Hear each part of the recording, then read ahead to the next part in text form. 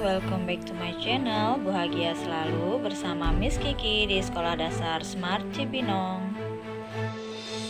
Kali ini muatan pelajaran IPS Perjuangan Mempertahankan Kemerdekaan Pasca Proklamasi kelas 5 tema 7 subtema 2. Setelah Insinyur Soekarno dan Muhammad Hatta memproklamasikan kemerdekaan, ternyata Indonesia belum sepenuhnya merdeka.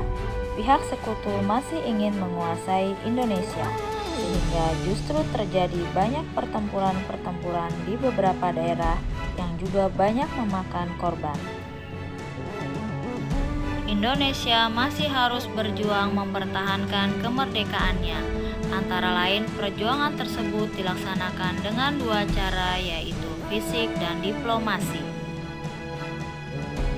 Perjuangan fisik berupa pertempuran antara lain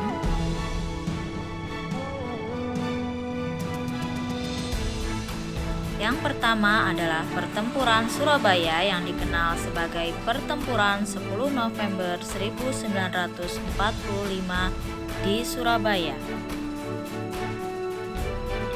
Peristiwa diawali pada tanggal 25 Oktober 1945. Pasukan sekutu dipimpin Brigjen Maleby mendarat di Surabaya. Semua orang Indonesia yang bersenjata diwajibkan meletakkan senjatanya sampai batas waktu tanggal 10 November. Hal ini menimbulkan kemarahan bagi rakyat dan pejuang Indonesia. Mereka menentang masuknya tentara Belanda yang memboncengi kehadiran tentara Inggris di Indonesia. Akhirnya, pertempuran antara rakyat dan tentara Inggris tidak dapat dihindarkan. Pada tanggal 10 November, tentara Inggris melakukan serangan besar-besaran ke gedung pemerintahan Surabaya. Banyak penduduk sipil yang ikut dalam perjuangan mempertahankan kemerdekaan. Nama Bung Tomo sangat berpengaruh dalam pertempuran melawan penjajah Inggris di Surabaya. Selanjutnya adalah pertempuran 5 hari di Semarang. Peristiwa ini terjadi pada tanggal 15 sampai 19 Oktober 1945. Pertempuran terjadi antara pemuda Indonesia dengan tentara Jepang. Penyebab pertempuran yang pertama karena tawanan Jepang melarikan diri saat akan dipindahkan dari Cepiring ke Bulu. Kedua, pembunuhan Dr. Karyadi yang dilakukan oleh tentara Jepang. Selanjutnya adalah pertempuran Palagan Ambarawa. Pertempuran Ambarawa dipicu oleh kedatangan tentara sekutu ke Jawa Tengah yang diboncengi oleh Nika. Mereka bermaksud mengurus tawanan perang dan tentara Jepang yang berada di Jawa Tengah. Namun, para tawanan perang tersebut justru dipersenjatai yang menyebabkan kemarahan pihak Indonesia dan terjadi pertempuran. Pasukan sekutu secara diam-diam berhasil meninggalkan kota Magelang menuju ke benteng Ambarawa. Akhirnya, sejak tanggal 23 November 1945 mulai terjadi tembak-menembak antara tentara Indonesia dan tentara sekutu dibantu tentara Jepang. Sejak itu terjadi pertempuran sengit di Ambarawa.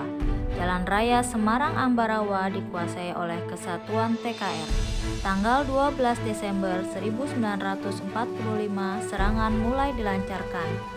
Pertempuran berkobar di Ambarawa yang dipimpin oleh Kolonel Sudirman. Ia menggunakan taktik gelar supit urang, yaitu pengepungan rangkap dari kedua sisi sehingga musuh benar-benar terkurung.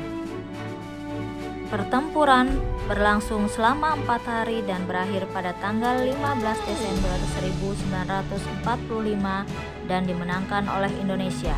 Kemenangan pertempuran ini diabadikan dengan didirikannya Monumen Palagan Ambarawa dan diperingati sebagai Hari Jadi TNI Angkatan Darat atau Hari Juang Kartika. Selanjutnya adalah Pertempuran Bandung Lautan Api. Diawali pada tanggal 12 Oktober 1945, tentara Inggris tiba di Bandung. Mereka menuntut agar senjata yang dibawa oleh penduduk sipil diserahkan kepada mereka. Tanggal 15 Oktober 1945, Brigade McDonald memberikan ultimatum kepada Gubernur Jawa Barat agar Bandung Utara dikosongkan oleh penduduk Indonesia. Ultimatum tentara sekutu tersebut mendorong tentara Republik Indonesia untuk melakukan operasi Bumi Hangus pada tanggal 24 Maret 1946. Bandung sengaja dibakar oleh tentara Republik Indonesia dan rakyat setempat dengan tujuan agar sekutu tidak dapat menggunakan Bandung sebagai markas strategi militer. Di mana-mana asap hitam mengepul, membumbung tinggi di udara dan semua listrik mati. Anakku, kita harus bersyukur atas kemerdekaan yang dianugerahkan Tuhan dan menjaganya dengan selalu hidup rukun. Terima kasih sudah menyimak video pembelajaran Miss Kiki kali ini. Sampai jumpa di video berikutnya.